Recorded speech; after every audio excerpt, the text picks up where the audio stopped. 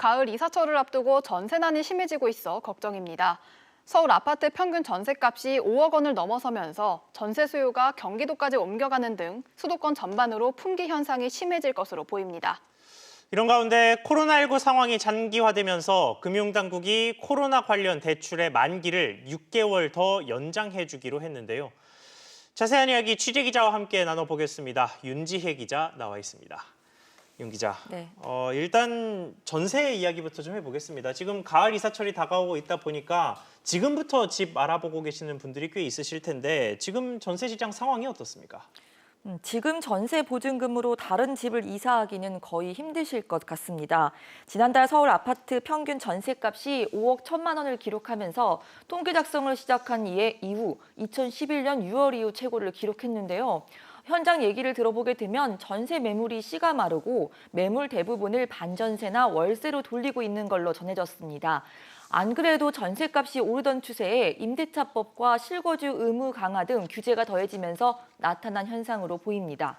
네, 지금 전세 계약을 연장하실 수 있는 분들은 문제가 없겠지만 사정상 이사가 불가피하거나 또 집주인이 들어오겠다거나 하는 경우에는 좀 난감해질 것 같은데요. 네, 이런 경우에는 수억 원씩 오른 전세값을 감당하지 못하고 서울을 떠나는 이른바 전세 난민도 늘고 있는데요.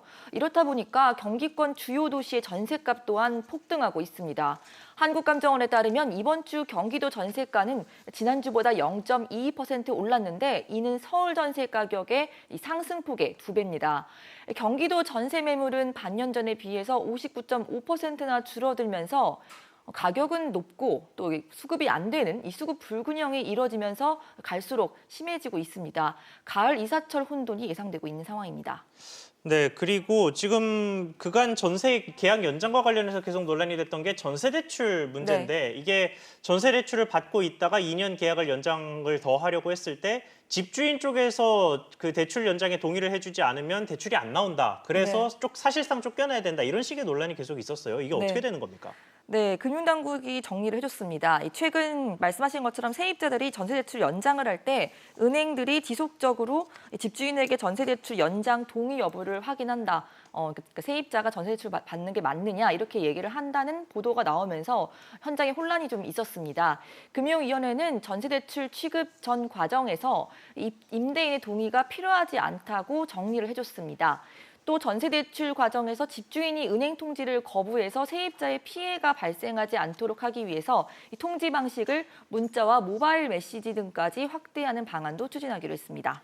네, 또 한편 코로나19 상황이 장기화되면서 이 금융당국이 일명 코로나 대출을 더 연장해주기로 했죠. 네, 앞서 정부는 코로나19로 직간접적인 피해를 본 중소기업과 소상공인들에 대한 대출 만기 연장, 또 이자 상환 유예 조치를 해준 적이 있습니다.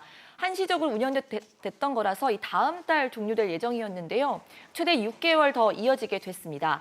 중소기업계는 환영을 한 분위기입니다. 하지만 금융권에서는 우려를 쏟아내고 있는데요. 임시 방편에 불과한 이 정책이 끝나게 되면 이 감춰진 부실이 무더기로 드러나게 되면서 자산 건전성에 타격을 줄 수 있어서입니다.